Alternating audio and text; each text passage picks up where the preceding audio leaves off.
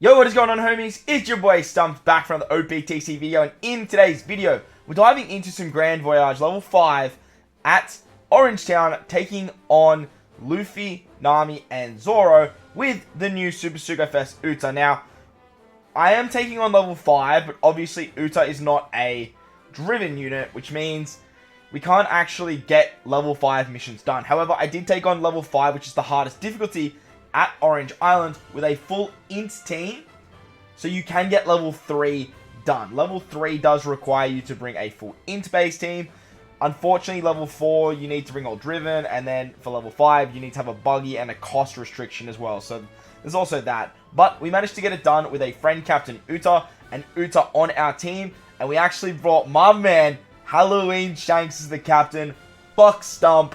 We managed to get it done with UTA's dad, I guess. At least we think it is, from what we've seen from the movie, but I guess we'll have to wait and see. Let me know if you're enjoying this kind of content. Let me know if you guys like seeing the new characters in the hardest content, in my opinion, that is Grand Voyage. Let me know your thoughts and opinions of the unit in the comment section below, and where you would like me to take her next, as we are doing the world tour of UTA, basically.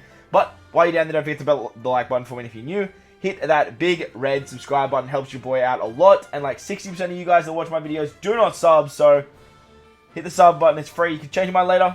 We upload good OPTC content every single day. Hopefully it helps you out. Most importantly though, enjoy the video, and let's dive into the Grand Voyage run. Alright, so here we are over at Orangetown against Monkey D. Luffy. Now, as you guys can see here, level 3 is you do need 6 int characters on the team. But today, we're taking on level 5. We don't have a buggy, we don't have driven, but nevertheless, we are sort of taking down the hardest difficulty. And this is the actual team that I did put together, and I actually managed to get it done fairly nicely. However, we do want to bring an UTA friend captain, so we're just going to quickly slide over here.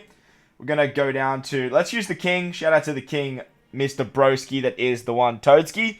And let's dive in. This is the team. Those are the supports. Let's do it. So UTA is insanely strong. She's an int-based character, or in-base captain, as well as a cerebral and striker captain. So I decided to try and build the team around the cerebral aspect. That seems to be her strongest factor. So that's sort of where what I sort of built the team around. However, Perona with the Zoro support is just so damn good for this particular piece of content. They're trying to replace that Perona. Honestly, just wasn't in the cards. Like, you definitely can replace her, but finding a replacement for this particular setup, like, for me, it was just like, screw it, I'm just going to bring her.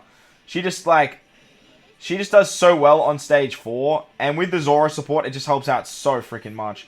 So we're basically just going to like get through the first 2 phases, and then on stage 3, we're actually going to pop our friend Captain UTA. With our friend Captain UTA, we can actually get a 2.5 times attack boost and a 2 times orb boost that'll get stronger and stronger over the next 3 turns, thanks to her Rockstar buff, or her progressive cure. I don't know what they call in the game, like, it's such a weird name, but I would love for us as a community to come up with a name for the buff. I'm calling it the SingStar buff or the Rockstar buff. Let me know what you guys are calling it in the comment section below. But for the next 3 turns, we're basically going to have a very strong attack buff, a very strong orb buff that's going to help us get through the Nami and the Zoro stage. It's also going to activate her super class, which is great because most of this team is actually cerebral. Well, 5-6 of this team is cerebral, so that actually works out pretty nicely there. Once we take this stage out, we can move on to stage 4 against Zoro and Nami. Against Zoro and Nami, they're going to give us like unfavorable orbs, recovery orbs, empty orbs, but it really doesn't matter. All you need is 1 matching orb on any of your cerebral characters. You just need 1 in 5. And the chances of getting that, as you can see, they are pretty high. Sometimes you can get better luck than what I got. Sometimes you can get worse luck. But if you don't get a single orb, you will be in trouble, as you won't have the damage. But as you guys will see here, literally just with 1 orb, we can first take out Nami.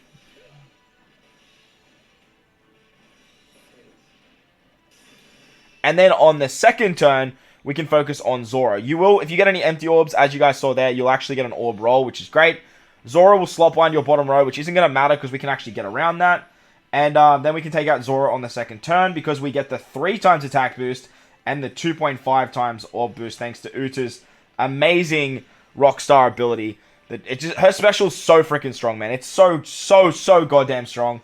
Like, it cannot be undervalued. how strong that friggin' special is. Once we hit this final stage against Zoro, Nami, and Luffy, we're basically going to take them out over 3 turns. We have 3 turns now that we're here. And we're basically going to kill them on the 3rd turn. They put up 3 turns of defense up. They give you a damage sort of limiter.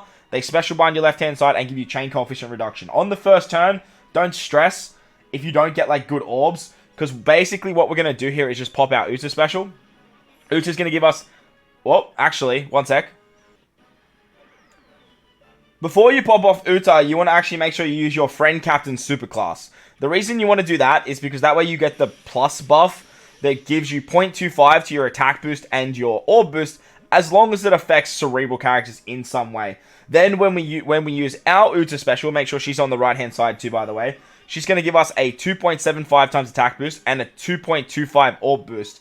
Then we can use our Big Daddy Halloween Shanks special, giving our cerebrals and our slashes a 2 times color affinity boost for 3 turns and a chain buff for 3 turns as well, which is actually very, very handy because we have a full board of in characters. Finally, we're going to wrap it up with his super type, which actually sets defense to 0 for 3 turns. He'll also rotate stuff like recovery orbs, tandem orbs, stuff like that, which could give you some more orbs on this particular stage. But as you guys will see here, don't stress. The idea is just to try and do as much damage to Luffy as you possibly can.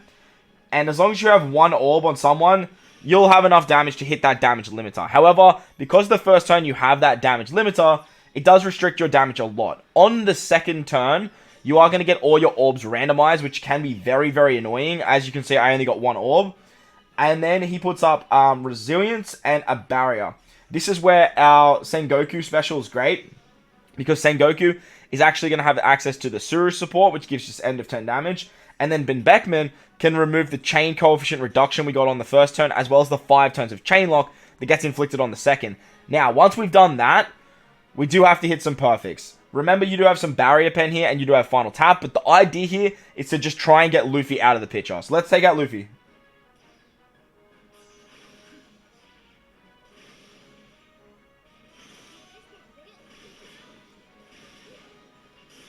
Beautiful. So I did a lot of damage there. I managed to actually switch targets, which is great. But don't stress. The idea there is just to try and take out Luffy in the 1st turn. Because on the final turn, you'll have a 3.25 times attack boost. You'll have a 2.75 times orb boost. And as long as you get an orb somewhere, you're going to be absolutely hunky-dory. This team does rely on a little bit of orb RNG. But as you guys will see here, even with like some pretty bad orb RNG, I actually got pretty lucky. And we still managed to take it out. I actually got pretty tricky with some switches there, but the other times I did complete it. Basically, I just sort of took out Luffy on the 1st turn, and then I took out Zoro and Nami on the 2nd. But there you guys go. That was level 5 at Orangetown against Luffy with the new Uta, getting level 3 missions done. In my opinion, probably the hardest site, like int-based content in the entire game. But hopefully, when Uta gets her 6+, which I imagine she will definitely be doing just like the Yamato celebration. Hopefully they make her a Psy unit, just like they did with the Yamato celebration, so that way we have a cerebral superclass Psy unit, which will be very, very good for the local sea monster. But if you enjoyed today's video, make sure to go down there and belt the like button for me. If you're new, hit that big red subscribe button too. But guys, wherever you are in this beautiful world, please remember to enjoy the rest of your day. Let me know your thoughts of Uta in the comment section below, and I'll catch you all in the next one. Lates!